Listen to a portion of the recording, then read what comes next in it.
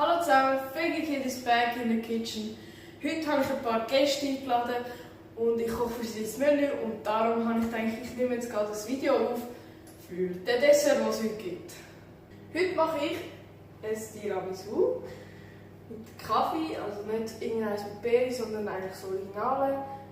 Und es ist eben nicht vegan, weil wir haben hier Löffelbiskuit, wo eben Eier drin haben und wir haben keine vegane gefunden. Jetzt eben, ich brauche 200 Gramm Biskuit, Löffelbiskuit, dann 45 Gramm Zucker, da habe ich dann schon in so einer Schüssel rein, wo wir Sachen zusammen mit dem Schlaggerät schlagen mit dem Schwingbesen. Dann haben wir da, wir brauchen 3 bis 4 Esslöffel vom löslichen Kaffee, den wir dann mit Wasser auflösen und dann die reintünkeln. Aber das tun wir noch später. Dann eine Messerspitze Vanillepulver und eben die Sojaschlaggräme, das ist von Sojanda. Das ist jetzt vielleicht ein Product Placement, aber das kann man halt in einem Reformhaus kaufen gehen. Ja.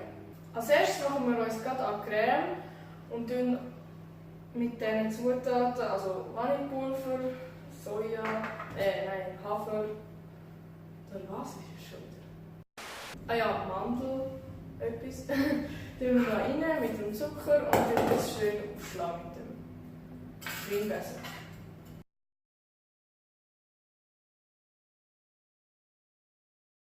Am besten ihr tut eure fertige Creme in den Kühlschrank stellen und wir brauchen sie dann später wieder.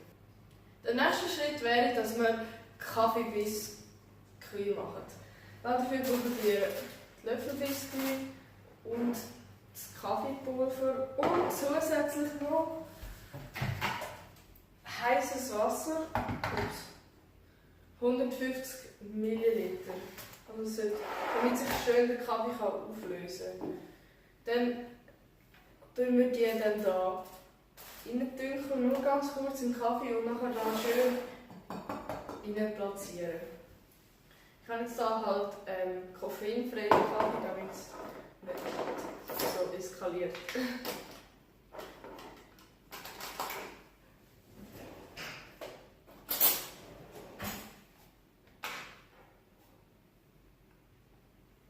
Ich mit meiner Superwaage kann natürlich auch messen, wie viel Milliliter es ist. Eben, wie gesagt, 150 Milliliter.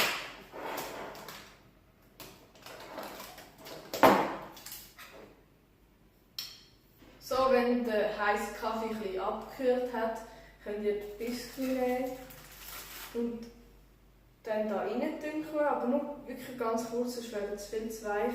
Und dann so waagerecht in die Form hineinlegen. Das mache ich jetzt mal.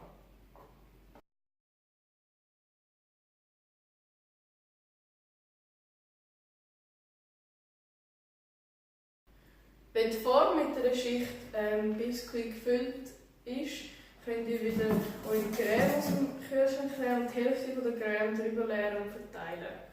Nachher kommt nochmal eine Schicht Biskuit und dann nochmal der Rest von der Creme.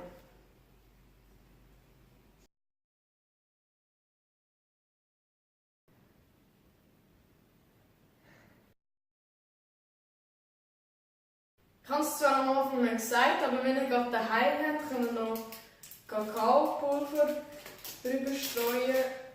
Ich schreibe es noch unten in die Beschreibung rein, weißt du, wisst ihr beim Rezept, was es alles drin hat. Und einfach mit einem Sieb dort drüber streuen.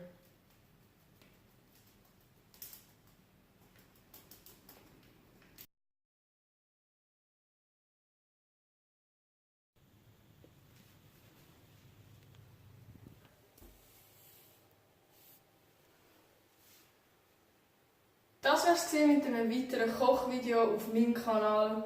Ich hoffe, es hat euch gefallen. Ich glaube, meinen Gästen wird mein Gericht hier auch gefallen.